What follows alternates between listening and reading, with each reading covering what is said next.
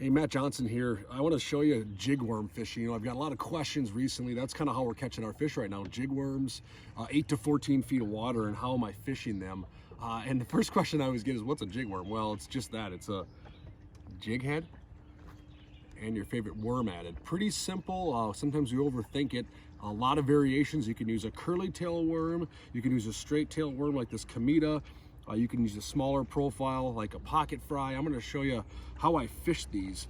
There's a few different ways to fish it, and then how it evolves into what you're hearing as a Ned rig. So for starters, I'm just using a jig head there, flat jig head. This is an all-terrain mighty head, and I got a longer shank hook. It's got a little bit of a plastics keeper, which is nice. And straight standard jig worm, I take my Comida and I thread it on just like you would any plastic.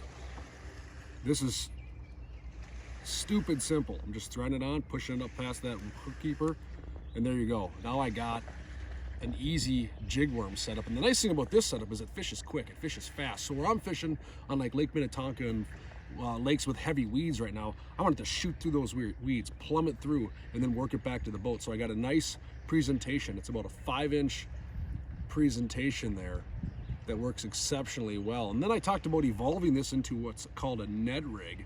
And a lot of guys and gals ask the same thing, what's a Ned rig? Well, a Ned rig is really a condensed version, a finesse version of a jig worm. So the cool thing about this Comida, how versatile it is, I can take this same one off. If I get light biting fish, if I'm missing fish, if I feel like the fish aren't as aggressive, I'll take the same Comida tail and I'll bite about 2 inches of it off. Now I got about a 3-inch tail. Now I take that same jig head, same tail, and I thread that bad boy on there and push it all the way up. Now I got a shorter profile jig worm. This is what a lot of anglers talk about as a Ned rig. Small profile, super finesse, darts quick, gets to the bottom and makes contact with the bottom. So that's how you rig that Ned rig.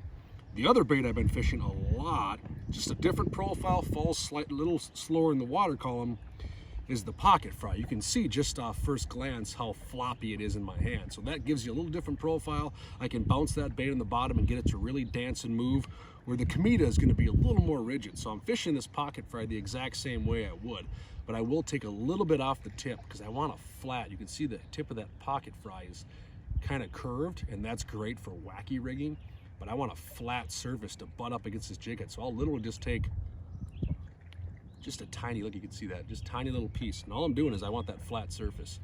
And then I'll thread this on in the exact same manner I did that Comida.